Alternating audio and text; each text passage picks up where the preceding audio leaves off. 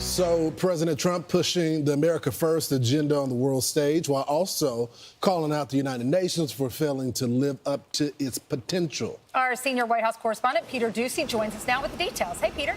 Good morning. And a good chunk of President Trump's speech was explaining why he is going it alone, trying to end wars around the world by himself and cutting UN delegates out. The UN has such tremendous potential. I've always said it. It has such tremendous potential, but it's not even coming close to living up to that potential.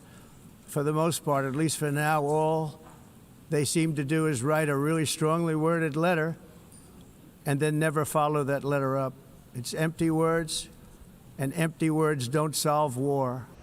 But that doesn't mean the White House is completely ignoring the UN. After Senate confirmation, President Trump has finally installed Mike Waltz, the former national security advisor and congressman, as his ambassador to the UN.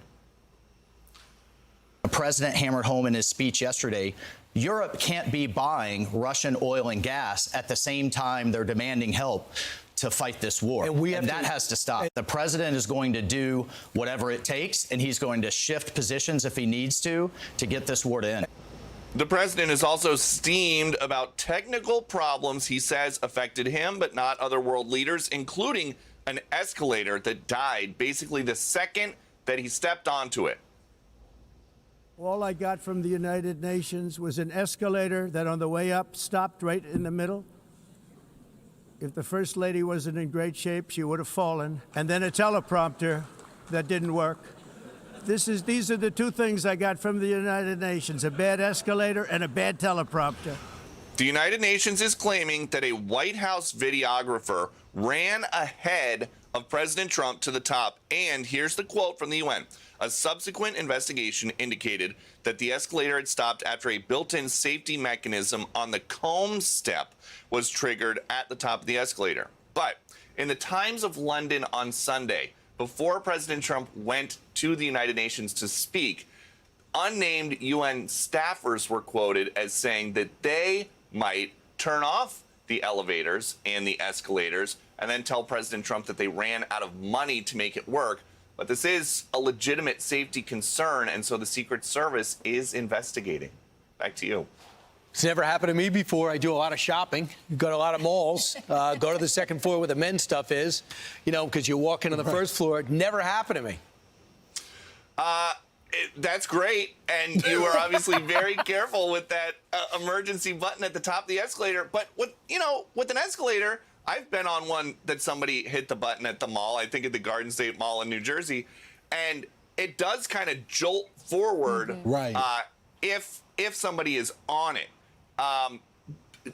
If there was sabotage here, somebody doesn't know that the president and the first lady aren't going to fall down, and that would be a big problem. Yeah, that would have been terrible. Also, you should secure the button if you have the leader of the free world on. Yeah, I don't buy that. Peter, thanks so much. Is it a coincidence? I mean, you had the teleprompter go down. Yeah, the escalator stop. Katie Pavlich said in the press room when they were listening to the speech, when the president started talking, the volume went down significantly. There's a couple of things that the president brought up I thought was so great. He said the climate change hoax. All you people putting all this money into green energy, enough with the windmills. I love that North Sea, start drilling on it. Also, while calling him out and challenging people to stop wasting money on this. That's right. You heard Mike Waltz tell us that there's 7 commissions on climate change. Meanwhile, we got wars raging around the world. Get your act together and control your borders.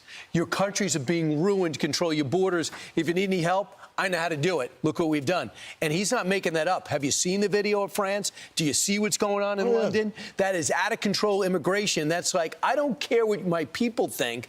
I want to open up my doors for no apparent reason. The residents there, the citizens there, say they don't even recognize their country anymore. And that's not saying that you don't want diversity and people to come through, but opening it up and having people bring their ideology there and not assimilating, they got radicals there. And a lot of us worry about that happening in our country when you allow 10 million people to come across the border. Look at Michigan. Right, yeah, exactly. Michigan, there's a unrecognizable. Yeah, we've played some things from city council meetings where certain residents don't feel welcome in their